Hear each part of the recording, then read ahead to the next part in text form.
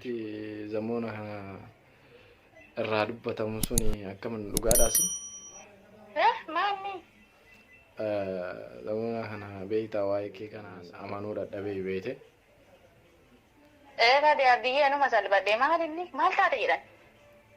Wallahi waan kee immoo sussii maal? Nagaaluuf akkana godhan malee waan biraatiif himti. Abdii mana hambaa keessan na hiisisimi. Abdii maal jiraattu? Maal anis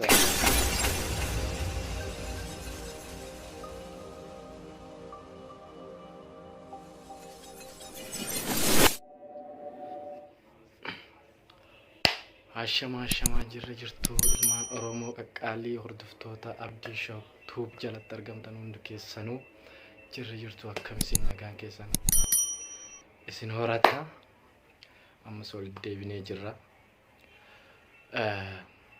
akkuma kana dura ammas qophii prankiitiin walitti deebinee irraa ammas nama tokko prank gochuu yaala itti dawwalee jechaa silkimaan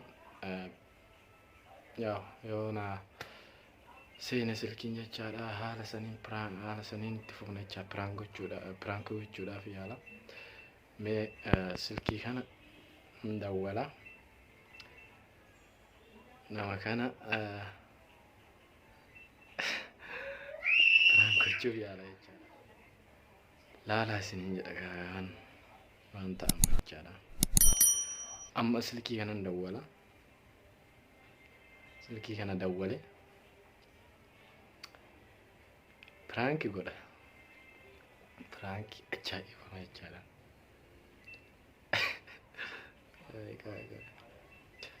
qo'in dawwala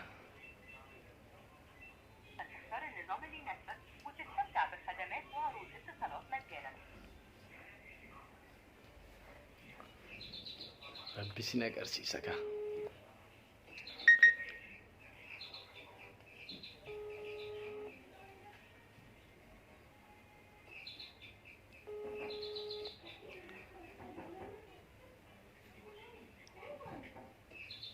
Hello. Akkam jirtu nagaa? Nagaa akkam? Jira wallahi galata rabbii akkamiti? Jira wallahi akkam? Nagaa galata rabbii maal akkana badde? Wallahi jireenya biyya kanatti nama gatare. Jireenyi biyya kanaa yoo si gate maa silkii nuun dawwaltee nagaa nu gaafattu? Shaqaa jiru mana madaan beektanii isin jechuun warri dhiiraa mana madaan galtanii. Maangalle ma? Namaan beektanii akka namni mana madaan hoo jiraate mashkuula ta'u. Mashkuula akka taatan hin beeknaa garuu qoy wanti zamoona kana irraa dubbatamu suni akkaman dhugaadhaasin? Maami? Zamoona kana beektaa waa'ee kee kana haasa'anii ijoolleen beekte amanuu dadhabee beekte? Baadiyyaa biyyee numa salphadhee maal taate jedhan? Wallahi waan kee sirriitti na gaddisiisan waan akkasii hin dalaydadhee yaadne beektaa?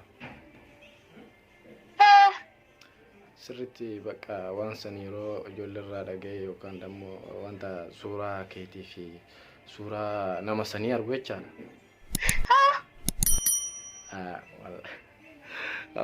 Sirriitti rifadhaan beektaa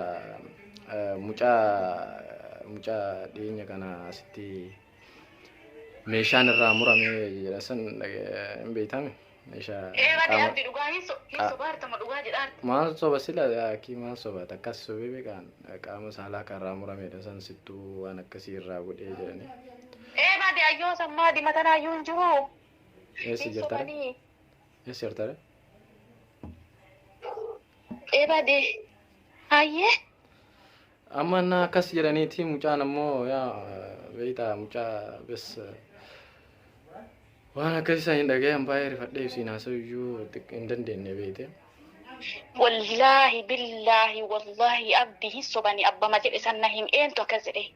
Laa waan soba qabu miti harkoon jechuun suuraa keetii fi suuraa nama sanii beektaa akka harkaan akkanatti irraa micciirtee irraa mucaa irraa abdii maal taataa arga?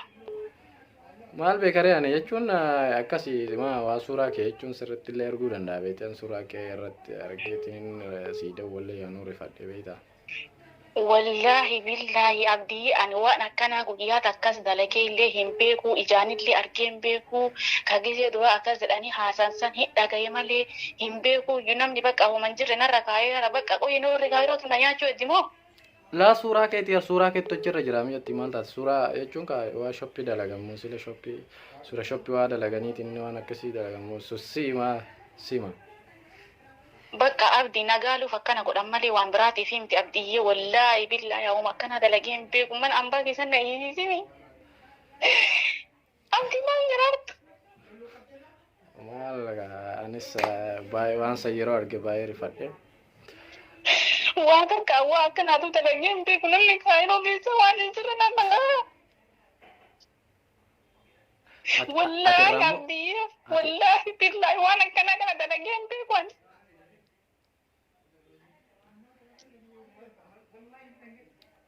Abdii dhugamaan jiraattaa? Ani haasa'u iyyuu dadhabe maal sila haasa'uu hin dandeenye bara. Abdii mee wallaahi dhugama jedhime. Si ansi sobee beekaa garuu? Laa ati na sobbeen beektu garuu eenyuma abbaa isaatu akkana na godhaara rabbii jedhi.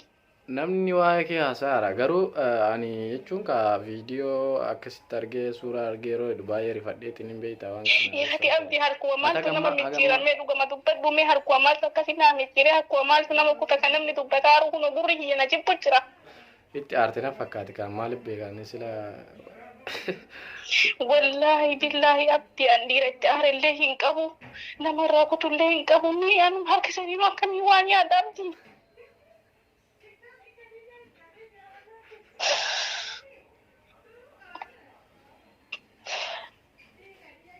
Ambakka kaayiroo matana keessallee akka baay'een gallee na godhattanii ambakka sababii mageessaniifuu takka illee hin dhufu bakkuma isin wal geettan san maatii jedhan sana manuma madaamtana shafaqamee asuma ta'a. Baay'ee haasa'uu dadhabe beektaa baay'ee dhiifama obbo Urjiiteen piraanksi godhee dhiifama guddaadha.